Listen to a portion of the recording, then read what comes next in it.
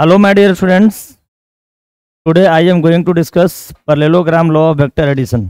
बच्चों, ये लॉ कहता क्या है? ध्यान दो।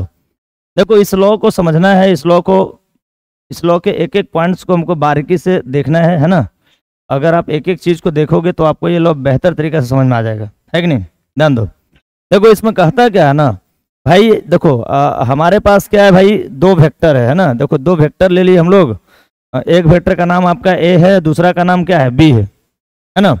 ए और बी दो वेक्टर ले लिए और दोनों वेक्टर को ना एक पैरेललोग्राम के एडजेसेंट साइड्स के फॉर्म में रिप्रेजेंट करते हैं। ये एडजेसेंट साइड्स का मीनिंग क्या है? एडजेसेंट साइड्स कहते किसको है? देख लो। देखो, हमारे पास एक पैरेललोग्राम है।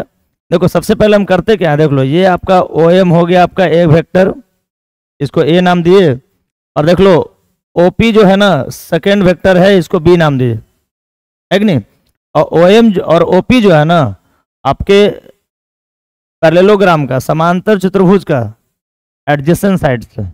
देख लो, ये OP और ये OM, ये जो है मान लो कि एक समांतर चतुर्भुज का एडजेसेंट साइड्स है ना। तो ये दोनों हम एडजेसेंट साइड्स ले लेंगे, OM और OP, और OM को रिप्रेजेंट करेंगे ए वेक्टर से और OP को रिप्रेजेंट करेंगे बी वेक्टर से, है कि नहीं? और फिर देख लो, इसको हम लोग एक पैरेललोग्राम बना लेंगे, है कि नहीं? देखो, ये आपका हो गया PN और ये हो गया आपका MN।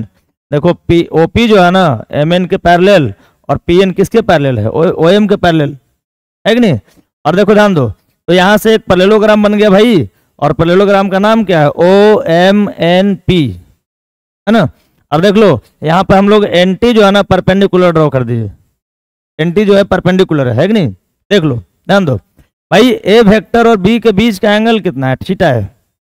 ए और बी के बीच का एंगल कितना मान लिया? थीटा मान लिया, है कि नहीं? यानी दो वेक्टर के बीच का जो एंगल है ना वो थीटा दिखाया गया है, ठीक है। अब देख लो, ये रिजल्टेंट वेक्टर है। रिजल्टेंट किसका है भाई? ए और बी का रिजल्टेंट, है कि नहीं?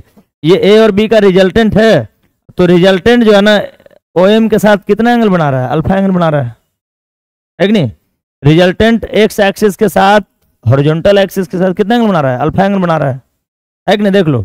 अब देख लो, तो भाई हमको ना आर का, सुनो इंपॉर्टेंट है, ध्यान दो, तो हमको आर का मैग्नीट्यूड और डायरेक्शन शो करना है कि नहीं? अब देख लो, सबसे पहले तो मैं पैरेललोग्राम को समझता हूँ, पैरेललोग्राम होता क्या है। तो देखो, इसका लैंग्वेज कहा गया, सुन लो, इसका लैंग्वेज कहा गया भाई, यदि दो सदिशों को एक समांतर चतुर्भुज की दो आसन भुजाओं द्वारा दर्शाया जाता है। देखो, हमारे पास एक वेक्टर ए है, दूसरा वेक्टर बी है, और दोनों वेक्टर को एक समांतर चतुर्भुज के आसन भुजाओं के रूप में दिखा रहे हैं। समांतर चतुर्भुज का आसन भुजा कौन कौन है? पहला OM है, दूसरा क्या है? OP है कि नहीं?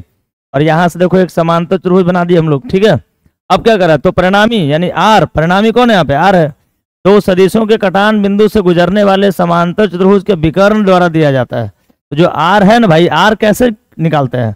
देखो, जहाँ पे दोनों, सुनो, जहाँ पे दोनों आपका साइड जो है ना समांतर चतुर्भुज का दोनों जो आसन भुजा था, जहाँ पे दोनों का कटान बिंदु है, तो वहां से हम एक विकर्ण खींचते हैं, डायगोनल ड्रॉ करते हैं, ठीक है। ये जो विकर्ण है ना, यही हमको रिजल्टेंट का वैल्यू देता है। क्लियर? अब देख लो, इसको इंग्लिश में कैसे मैं समझूंगा भाई, देख लो कि if two vectors are represented by the two adjacent sides of a parallelogram, अगर दो वेक्टर को पैरेललोग्राम के दो एडजेसेंट साइड्स के फॉर्म में रिप्रेजेंट किया जाए। एडजेसेंट साइड्स कौन कौन है? OM और क्या? OP, है कि नहीं? अब देख लो, then the resultant is given by the diagonal of the parallelogram passing through the point of intersection of two vectors. तो जो, सुनो, जो इसके इंटरसेक्शन पॉइंट जहाँ पे OM और OP कटा है ना, इसके इंटरसेक्शन पॉइंट से हम एक डायगोनल ड्रॉ किए, और ये जो डायगोनल है ना ये A और B का रिजल्टेंट दिए। क्लियर? ध्यान दो इधर। अब देख लो भाई, अगर हमको इस A और B का हमको मैग्नीट्यूड निकालना रहेगा, डायरेक्शन निकालना रहेगा, कैसे निकालेंगे, है ना? जो रिजल्टेंट वेक्टर R दिया गया है ना, अगर हमको इस R वेक्टर का मैग्नीट्यूड निकालना है पैरेललोग्राम लॉ से, कैसे निकालते हैं? अगर R का डायरेक्शन निकालना है, मैग्नीट्यूड निकालना है, कैसे फाइंड करते हैं, है ना? तो भाई इसके लिए देख लो हम लोग क्या करते हैं, देख लो, इसके लिए हम लोग बात करते हैं इन राइट एंगल ट्रायंगल। देख लो, यहाँ पे राइट एंगल ट्रायंगल लिया गया है, इसका नाम क्या है? देख लो, NTM, है ना। NTM एक राइट एंगल ट्रायंगल ले लिया गया, और देखो यानी यहाँ पर एक क्या लिए, समकोण त्रिभुज ले लिए, है ना। समकोण त्रिभुज NTM में, ठीक है, एक समकोण त्रिभुज ले लिए हम लोग, और हमको निकालना है क्या, एन टी और एम टी। एक्चुअली में हमको आर का मैग्नीट्यूड निकालना है, डायरेक्शन निकालना है। भाई किसी वेक्टर का मैग्नीट्यूड का मतलब क्या है, सुन लो। तो जैसे मान लो कि आर वेक्टर यानी ओ एन आर वेक्टर है, तो अगर हमको आर का मैग्नीट्यूड निकालना है ना, तो हमको ओ एन का लेंथ निकालना पड़ेगा, लंबाई निकालना पड़ेगा, है कि नहीं। तो इसका लेंथ कितना है, ओ एन है, देख लो। और सुन लो, अगर हमको डायरेक्शन निकालना है, तो ये आर वेक्टर एक्स के साथ जितना एंगल बनाता है वो हमको एंगल निकालना पड़ेगा। तो आर वेक्टर एक्स के साथ कितना एंगल बनाया, अल्फा एंगल बनाया। यानी हमको अगर इस आर वेक्टर का मैग्नीट्यूड निकालना है तो ओ एन का लेंथ निकालना पड़ेगा। अगर हमको इस आर वेक्टर का डायरेक्शन निकालना है तो अल्फा निकालना पड़ेगा, है कि नहीं। अब देख लो, ध्यान दो। तो भाई इस ट्रायंगल का अगर मैं बात करूं, ध्यान दीजिएगा, तो इस ट्रायंगल में देखो हमको परपेंडिकुलर पता है। देख लो, ये हमारा एक ट्रायंगल है, ध्यान दो, ये ट्रायंगल है भाई। इस ट्रायंगल का नाम है एनटीएम, है कि नहीं। और इस ट्रायंगल में हमको इसका हाइपोटेनस पता है। हाइपोटेनस कितना है, बी वेक्टर है, बी ले लीजिए, है कि नहीं। तो इस कंडीशन में अगर हमको एनटी निकालना है, सुन लो, इस थीटा के लिए ये हो जाएगा परपेंडिकुलर, और ये हो जाएगा आपका बेस। तो भाई परपेंडिकुलर पर हमको निकालना रहेगा, और एच पता रहेगा, हाइपोटेनस पता रहेगा, तो साइन का यूज करेंगे, साइन थीटा का। यहाँ से साइन थीटा बराबर कितना होगा बताओ, यहाँ से हो जाएगा बाबू sine theta is equal to P Y कितना, एच। और पी कौन है बताओ, यहाँ पर पी कौन है, पी हो गया आपका एन टी, और बाई एच कितना है, पी, है कि नहीं। देख लो, ये इसका मैग्नीट्यूड कितना है, बी है। अब देख लो, तो यहाँ से आपका एन टी कितना आएगा, N T is equal to आ जाएगा बी साइन थीटा, ठीक है। यानी हमारा जो ये जो देख रहे हो ना, ये कितना आ गया, बी साइन थीटा, ठीक है। उसी तरह से अगर मैं एम टी निकालना चाहूंगा तो कौन सा एंगल लूंगा बाबू, एम टी के लिए हम लोग लेंगे कौन एंगल बताओ, एम टी के लिए लेंगे हम लोग क्या, कॉस थीटा। अब यहाँ से उसी ट्रायंगल में कॉस थीटा कितना हो जाएगा बताओ, ये हो जाएगा कितना, बी बाई एच। यानी बी कौन है यहाँ पे, बी हो गया आपका एम टी बाई एच कितना होगा बताओ, एच को तो बी मान लीजिए, है कि नहीं। एच आपका कौन है, एम एन एच का वैल्यू देगा, तो यानी एच कितना हो गया, बी हो गया यहाँ पे, है कि नहीं। अब यहाँ से एम टी कितना आएगा, बी कॉस थीटा। यानी ये जो हमारा वैल्यू है ना भाई, ये वैल्यू देख रहे हो ना, ये वैल्यू कितना आएगा, बी कॉस थीटा, ठीक है। देख लो, ये हो गया आपका बी कॉस थीटा, क्लियर। अब देख लो, हमको निकालना था ओ एन। एक्चुअली आर का मैग्नीट्यूड निकालने के लिए ओ एन निकालना पड़ेगा, है कि नहीं। तो ओ एन के लिए कौन सा ट्रायंगल में जाएंगे हम लोग बताओ, अगर हमको ओ एन निकालना है, इसके लिए ट्रायंगल का नाम क्या होगा। तो ओ एन, ये देखो, ये आपका बी कॉस थीटा है, ये आपका टी था, ये टी था, है कि नहीं। और ये आपका कितना है, बी कॉस थीटा, देख लीजिए, ध्यान दीजिएगा भाई। अगर हमको ओ एन निकालना है तो कौन ट्रायंगल में जाएंगे हम लोग, तो लिखेंगे इन राइट एंगल ट्रायंगल,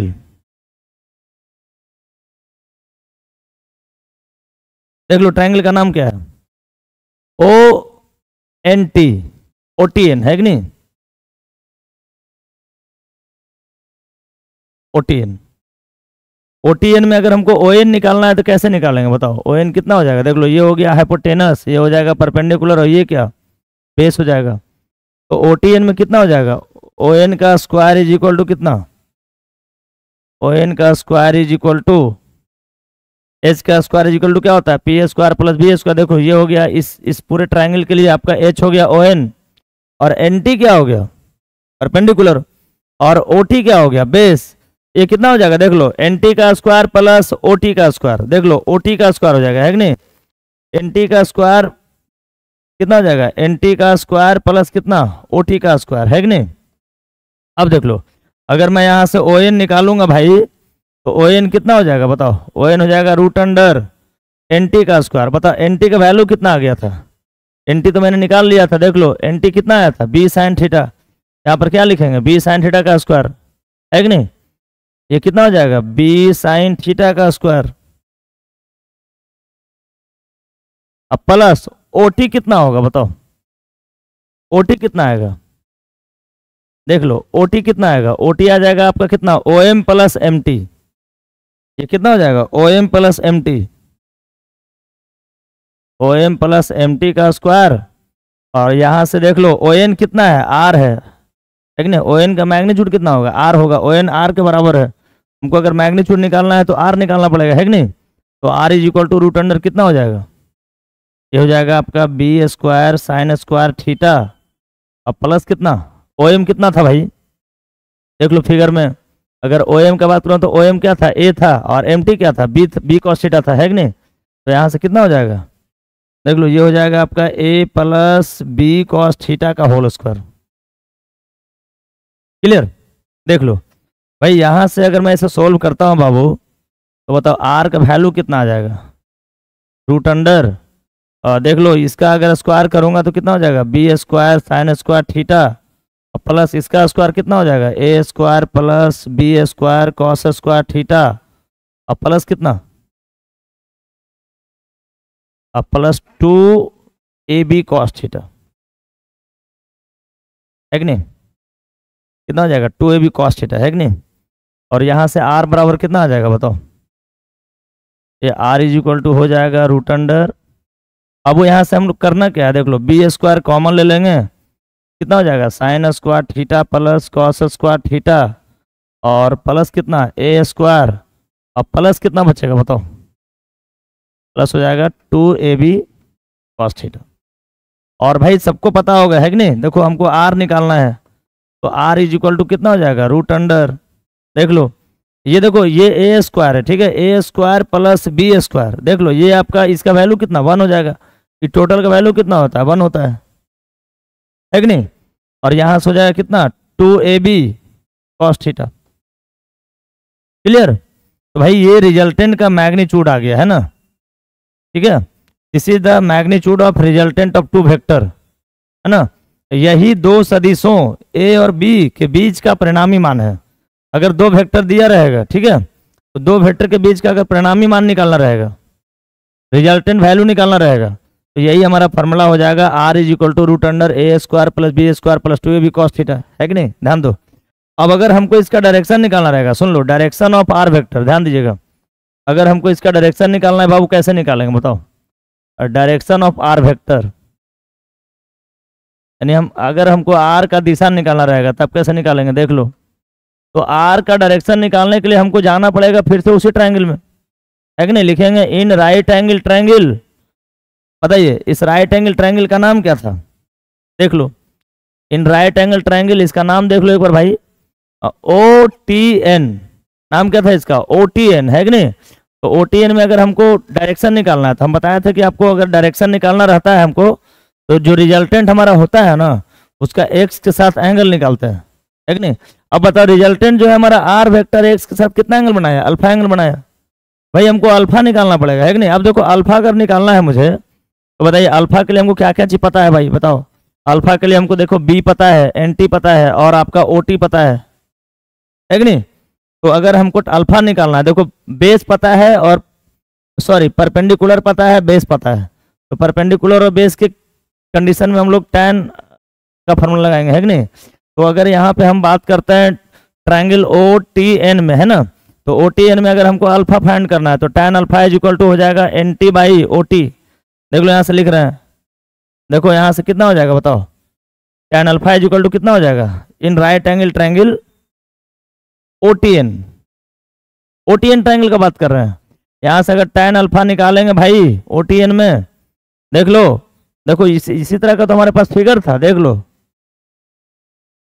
ये आपका O है, ये आपका T है कि नहीं, सुनोगे इंपॉर्टेंट है एकदम, देख लो, ठीक है। OTN में थोड़ा सा मैं एक बार फिगर देख लेता हूँ, ठीक है। तो OTN में कितना हो जाएगा, tan alpha is equal to हो जाएगा आपका N T by O T, N T by O T हो जाएगा, है कि नहीं, N T by O T, ध्यान दो, N T by O T हो जाएगा, यहाँ पे देख लो, यहाँ से लिख रहे हैं तो एन टी बाई कितना ओ टी। अब एन टी का वैल्यू कितना आया था, B cos theta, sorry B cos theta था, बी साइन थीटा था एन टी का वैल्यू, और ओ टी क्या हो जाएगा बताओ, बताओ एन टी तो बी को साइन थीटा था, देख लो यहाँ पर फिगर, एन टी कितना है, एन टी हो गया हमारा बी साइन थीटा, है कि नहीं। देख लो ये जो आपका बी होगा ना भाई, ये बी आपका कैपिटल हो जाएगा, है ना, यहाँ पे हम स्मॉल लिख दिया है लेकिन ये क्या होगा, कैपिटल बी हो जाएगा, ठीक है। एन टी कितना हो जाएगा, बी साइन थीटा।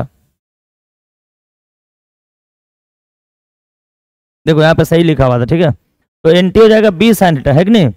अब देख लो, अब बी साइन थीटा का स्क्वायर हो जाएगा यहाँ पे, ये हो जाएगा बी साइन थीटा। अब आई कितना हो जाएगा बताओ, ओ टी कितना हो जाएगा, ए प्लस, देख लो ओ टी हो जाएगा आपका ए प्लस बी कॉस थीटा, है ना। और यहाँ से हमारा tan अल्फा का फार्मूला कितना आएगा, ये हो जाएगा आपका B sine theta by A plus B cos theta, ठीक है। तो बाबू अगर हमको सुनो, अगर हमको parallelogram law of vector addition में, है ना, अगर हमको parallelogram law of vector addition में अगर हमको दो वेक्टर के बीच अगर रिजल्टेंट निकालना है, ठीक है, तो उसके लिए मैग्नीट्यूड का फार्मूला कितना आया था बताओ। मैग्नीट्यूड के लिए फार्मूला आया था R is equal to root under A square plus B square plus 2ab cos theta. और अगर हमको डायरेक्शन फाइंड करना है तो उसके लिए फार्मूला कितना आया था, tan alpha is equal to B sine theta by A plus B cos theta. बताओ अल्फा किसके किसके बीच का एंगल है, अल्फा जो आपका एंगल है वो रिजल्टेंट वेक्टर और ए के बीच का एंगल है कि नहीं, यानी एक्स एक्सिस के बीच का एंगल है। और थीटा किसके बीच का एंगल है, ए और बी वेक्टर के बीच का एंगल है ना। दो वेक्टर जो दिया गया था ए और बी, तो दोनों के बीच का एंगल कितना था, थीटा था। और देख लो ए क्या है बताओ, ए हो गया आपका ए वेक्टर, और बी क्या है, बी वेक्टर।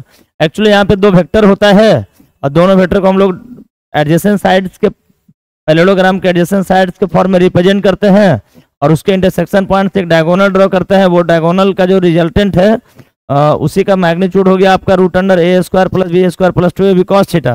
और डायरेक्शन के लिए फार्मूला कितना आ गया, B sine theta by A plus B cos theta, है ना। ये बड़ा इंपॉर्टेंट रिजल्ट था, ठीक है। तो आप इसे देखिए, सारे जितने भी आपके थ्योरीज हैं, सारे थ्योरी को आप थोड़ा मेहनत कीजिए, है ना। और इसके पहले भी बहुत सारा वेक्टर्स का क्वेश्चन डील किया हुआ है, आप उसको जाके देखो, है ना। इस वीडियो में इतना ही, अगले वीडियो मिलते हैं, थैंक्स।